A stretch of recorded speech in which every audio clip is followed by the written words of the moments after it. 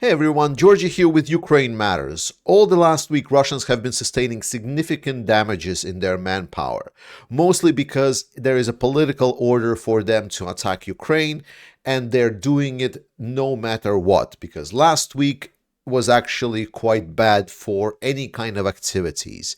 The rain and the dirt that was everywhere really hampered the abilities of Russian to use any kind of vehicle assistance, and was mostly the manpower that was clearly attacking through the fields in the fog and trying to kind of use some of that to their advantage because drones were not able to fly.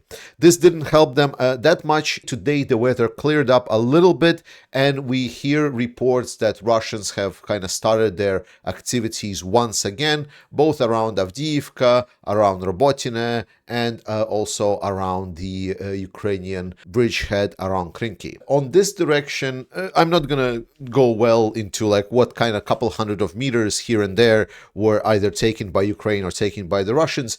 It's relatively stable. Again, I'm still yet to see how this can expand and what's the strategic idea behind this. But there's some additional information that appeared last week about how Ukraine is supplying the forces on this left bank of the river. One thing which is really fascinating is that Ukrainians are using automated drones to deliver supplies to their forces. So they're using water drones, surface drones, to get over the river to deliver the goods either at night or some other places where it is too dangerous. Beyond that, Madyar, which is like a quite famous guy, his unit of drone operators, he showed their recent supplies. They've purchased a lot of boats, a lot of motors for these boats, and they are kind of increasing their small boat fleet in the area to try to get more mobility and get more across the front line. Russians in the area have reported interesting change in Ukrainian tactics. Ukrainians have noted that they have been really heavily targeting the Russian drone operators. Specifically, Russians are writing that Ukrainians are using the new technology that they got, which allows to intercept the image of a drone when it is launched, and then Ukrainians are able to follow the picture. And when the drone, for example, like if it's not an FPV drone that just flies one way, if it's just a surveillance drone, then when it comes back, Ukrainians are able to find out where that position is by just looking at the picture and then target the drone operators. And there has been quite a significant increase in the ratio of destroyed forces in the area. Beyond that, Russians here are not having a really good time. I reported that the general from this area has been moved before. Now there are reports that potentially he's still coming back. Maybe had an injury or something like this. It is unclear. But right now I have to retract my statements about the possibility of that general being removed because there are now contradicting facts about it, and I need to be honest with you. Beyond that, an update to my earlier statement about the tunnel that was exploded in the Russian, like a Far East region, and we got the results of it. The tunnel damage was not that significant as we expected. It was mostly the like a little bit of a burnt wiring, so which required a couple of days of working. But right now, trains are already going through that tunnel, so the flow of goods is returned. Unfortunately, no significant damage this time. But again, as I explained before, the most important thing is that Ukrainians are now having these groups that are either local partisans or the special forces of Ukraine that are operating in the area with the ability to do sabotage operations. This is really good news, and we're going to be looking to see if they will be able to perform more operations like these. All in all, right now, as I mentioned, the situation is quite hard. There is additional videos that are coming in from specifically around Avdiivka. Ukrainians are kind of releasing those videos of when the Russians have been attacking them with huge columns. I'm going to leave the link to the video in the description. You can see those huge columns of the Russian vehicles with tanks and infantry fighting vehicles that are driving over here. It's over 30 minutes of absolute carnage. That's what's been pretty much happening in Avdiivka for the long time. Now, people here really misunderstand me all the time, and I need to explain it after every time. So if you've heard this before, you did hear it before. Russians have been attacking Avdiivka for over 2 months. They have been using majority of their forces, the absolute spearhead, all of their things that they were able to muster to push through Avdiivka. It's a carnage for Russians. Russians have lost enormous amounts here. Every fortified position has its weak points. Everything on the map technically can be taken if you are able to dedicate significant resources to this. That's why I say that technically, Avdiivka can still be taken. With that said, however, what we need to understand is that for Avdiivka to fall, for Avdiivka to be in danger, certain key points, one way or the other, Russians need to take. They cannot capture Avdiivka just because they're moving somewhere on the flanks and just, having this back and forth around Stepove where they are attacking. Then we hear from a couple of days ago that Ukrainians push them back again. Then today we hear that they have regrouped and now they're attacking back again. This does not fully threaten Avdiivka. What we need to understand is that for a stronghold, there are critical element points, most notably supply and warehouses. If Russians are able to, for example, what they want to do, it seems that they want to do, if they would breach from the directly in front into Avdiivka and take out central positions, the central warehouse, then Ukrainian positions in the area would be compromised, and then there would be a question, should Ukrainians stay in Avdiivka if their main warehouses have been taken? This has not happened. Russians are not there close. The only thing that Russians were able to do is take this a little small part with their tunneling network to get into the industrial area over here, to which they're actually not very happy, and the Russian commentators are reporting that they're getting pummeled every day. Beyond that, if we're looking at the second part, the way how you can capture positions, is that you can encircle them and then squeeze the defenders out, making sure that they leave all of the strongly fortified position here within. To do that, they need to go over some of the fortifications that Ukraine has on the sides, which is Stepove, which is Orlivka, which is Tonenke, and also the chemical plant, which is over here. That is the crucial points, and this is what we need to understand. So when I say that Avdiivka is fine, I mean the situation is quite hard. Ukrainians are fighting really, really hard. However, there are Russians in 2 months of them pushing with everything that they have. They are still yet to, for example, fully establish themselves on the outskirts of Stepove. They haven't even established themselves near the outer border of the chemical plant, without even talking about the fact that if they would be going through the main direct line to Avdiivka, they are almost as far away from the main stronghold points as they were 2 months ago. They achieved jack shit. So when we are talking, and I'm saying Avdiivka is fine, it's not even close to being threatened. Avdiivka is a major, major stronghold. And when 2 months ago I said, when I talked with the military personnel from the area, from Ukrainian side, and they say that Russians gonna have another thing coming for them if they think that they can just roll it in, because Avdiivka is not Bakhmut. Bakhmut was a city, yes, and Ukrainians had some roughly fortified positions around Bakhmut that they built up. It was a whole network with the Solidar. So when the Solidar, if we go back, I'm going to kind of go back to this direction over here. So Bakhmut had a defensive position, but it was a defensive line of Bakhmut Solidar about right here. So when Russians took Solidar, they was essentially able to collapse this line, and that's what kind of started getting the fate of Bakhmut settled. So right now, Russians are in Avdiivka, and Avdiivka is not just a city. It's not. It's a strong point that was fortified and over fortified since 2014. It's a fortress. It's good. Avdiivka is fine. Don't stress out. And especially, I absolutely get face palmed a lot when people say, well, this starts looking like another Bakhmut.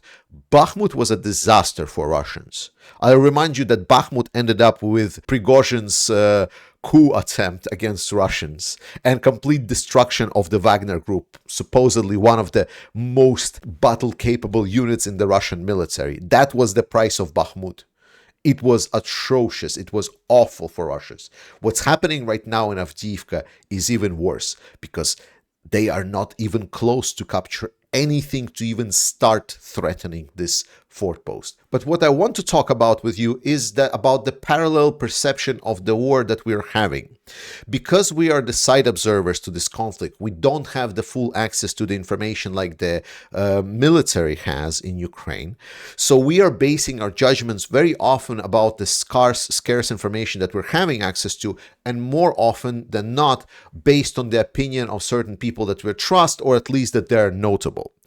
And in this sense, right now, we are in sort of a downward spiral where a lot of people are feeling somewhat of a downward trend around Ukraine, which is then picked up by media vultures that are feeding off on your negativity and trying to feed you even more of that negativity to then get the clicks out of you, which is really, really bad because it distorts picture about what's happening in Ukraine. Most notably right now, we see this weird parallel reality where in our worldview perception, what I'm reading a lot in the media, what I'm reading a lot in the comments of the people that are not joining my streams and not listening to them, is people panicking, saying, wow, Ukraine is about to get abandoned. Ukraine is not doing well. Russia is doing so good. Russian army is so strong. Ukraine is losing so hard. US is going to abandon Ukraine absolutely hard, which when we actually look at the facts, and I'm just going to open it here for no reason, but when we're going to look at the facts on the ground, when we start assessing what's actually happening in Ukraine, how the Ukrainian warriors are operating, when you start talking with specific niche professionals, then you find out the situation is actually not as bad as a lot of people are drawing it for us to be represented as. Ukraine is in a lot stronger position than it was before, like a year and a half ago. Ukraine has a lot of capabilities. Ukraine has a lot of capabilities coming for it.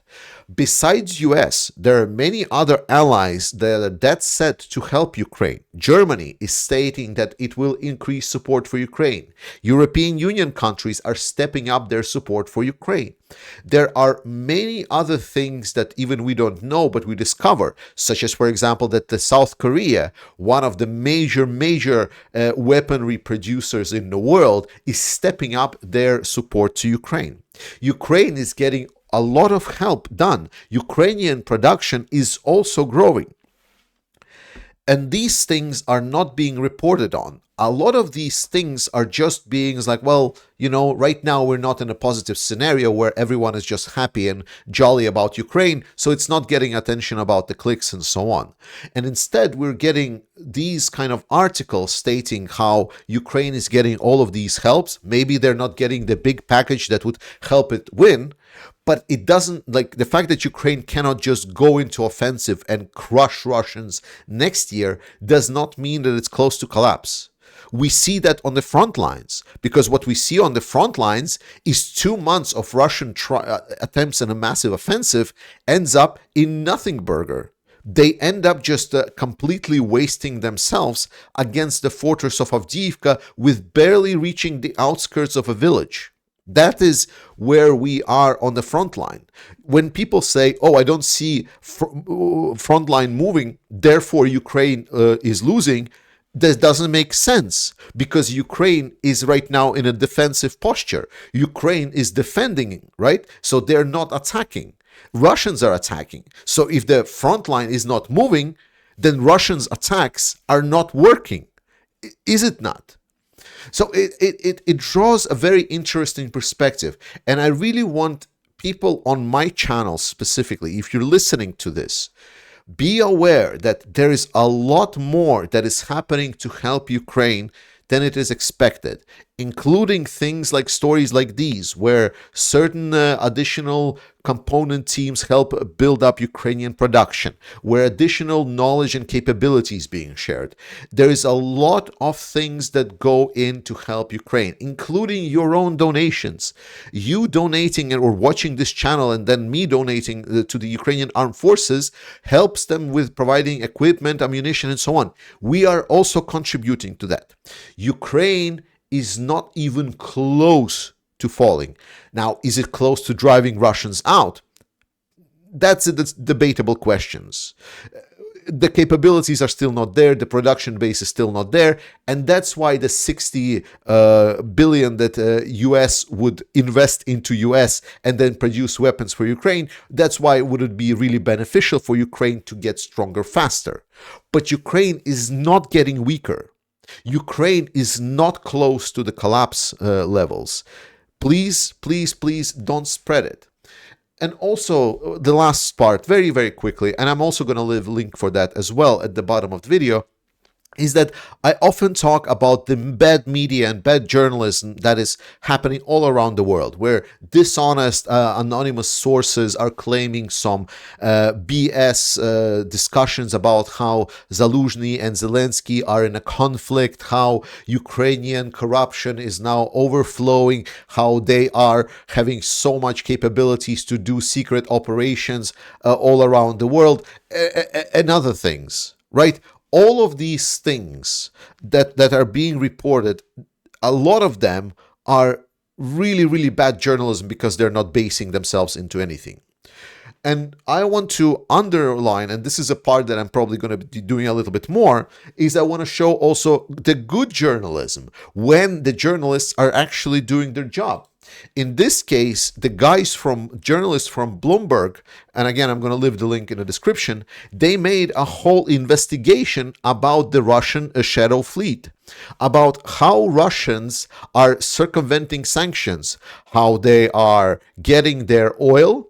They put it in a oil ship right over here. They get it in the middle of the sea where another is semi-registered, gray-registered oil tanker drives past it with a turned off GPS beacon or like a mixed up GPS beacon. Then for a couple of days, it transfers all of the oil from one tanker to another. Then that new tanker that got the oil goes to India, where that oil is being produced into derivative products, and then the same derivative products are being sold to Europe, to US, and other countries in the world. So essentially, Europe's still using Russian oil by using these gray schemes. This is good journalism. This is what journalism is all about. To explain, to show with facts, with supportive evidence on the ground. It's a great work. I recommend you taking your time and watching about this just to understand the scale of how we in the West need to step up our game.